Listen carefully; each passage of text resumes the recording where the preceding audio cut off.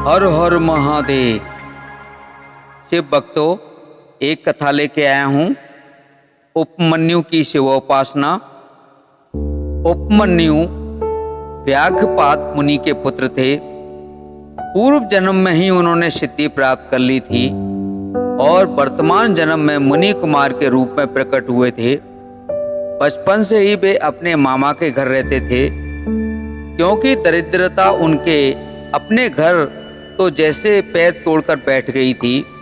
मामा के यहाँ बालक उपमन्यु के साथ सद्व्यवहार नहीं होता था। रूखा सूखा भोजन भी उन्हें बड़ी कठिनाई से मिल पाता था। अपनी स्नेहमयी जननी के साथ किसी प्रकार यहाँ रहकर वे बचपन गुजार रहे थे। एक दिन बालक उपमन्यु को कहीं से थोड़ा सा दूध पीने को मिल गया। बालक ही तो थे। माता के पास जाकर उससे और दूध मांगने लगे, किंतु तपस्विनी माँ को दूध मिलता कहाँ से। उसने किसी तरह कुछ बीजों का संग्रह किया तथा उन्हीं को पानी में पीसकर नकली दूध बनाया और बालक उपमन्यु को दे दिया। उपमन्यु अपनी माता से बोले, माँ, यह दूध नहीं है। माता को अपनी व्यवस्था पर अत्यंत दुख हुआ। उपमन्यु के आंसू पोंछती हुई उसने कहा, बेटा, हम दरिद्रों के भाग्य में दूध कहाँ। हाँ, अगर भगवान शिव की कृपा हो जाए तो कोई वस्तु अलभ्य नहीं है। इसलिए यदि तुम्हें दूध पीना है तो आशुतोष शिव की उपासना करो, दूसरा कोई उपाय नहीं है। माता की बात सुनकर बालक उपमन्यु ने शिव जी की आराधना करने का निश्चय किया। तपस्या के लिए वे हिमालय पर्वत पर गए। उन्होंने 8 ईंटों का एक मंदिर बनाकर उसमें शिव पार्वती की प्रतिमा स्थापित की। तत्पश्चात भक्तिभाव से वे भगवान शंकर की पूजा करने लगे। वे नित्य वायु पीकर पंचाक्षर मंत्र ओम नमः शिवाय का जाप करते थे।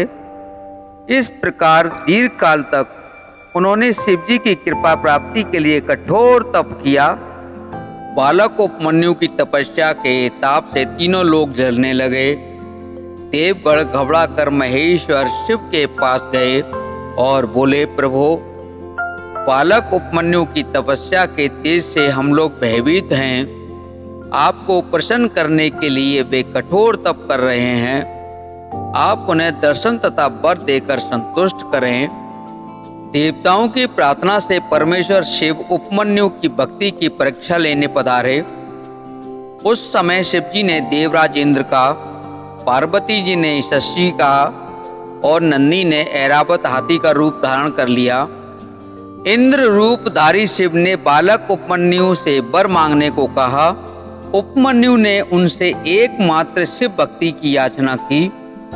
इस पर इंद्र रूपधारी शिव स्वयं ही शिव निंदा करने लगे। अब तो बालक उपमन्यु ने शिव के अतिरिक्त किसी से कुछ भी लेना अस्वीकार कर दिया और शिव निंदा से क्रोधित होकर इंद्र रूपी शिव को मारने के लिए अघोरास्त्र चला दिया। वह अघोरास्त्र भी जब ऐरावती नंदी द्वारा पकड़ लिया गया, तब उपमन्यु ने स्वयं को ही जला डालने के लिए अग्नि प्रकट की। भगवान महेश्वर उस अग्नि को शांत कर दिया और अपने प्रति उपमन्यु की अचल निष्ठा देखकर भगवती पार्वती तथा नंदी समेत अपने वास्तविक रूप में प्रकट हो गए। परमात्मा शिव ने उपमन्यु का मस्तक सूंघा और कहा, वत्स, आज से मैं तुम्हारा पिता और जगदम्बा पार्वती तुम्हारी माता है। मैं तुम्हारे लिए दूध, दही और मधु के सहस्त्रों समुद्र देता हूँ। ऐसा कहकर भगवान महेश्वर ने उपमन्यु को अमृतत्व के वरदान के साथ अपने गणों का आधिपत्य प्रदान किया। इस प्रकार अपने भक्त को सब तरह से संतुष्ट कर परमेश्वर शिव, शिवा और नंदी सहित वहीं अंतर्ध्यान हो गए। उपमन्यु भी प्रसन्नता पूर्वक घर लौटकर सारी बातें अपनी माँ को बताईं। माता के आनंद की सीमा न रही। उपमन्यु सुखी और सबके पूज्य हो गए। हर हर महादेव। शिव भक्तों, मेरी कहानी अगर अच्छी लगी हो तो कमेंट में हर हर महादेव अवश्य लिखें, लाइक और सब्सक्राइब करें। हर हर महादेव।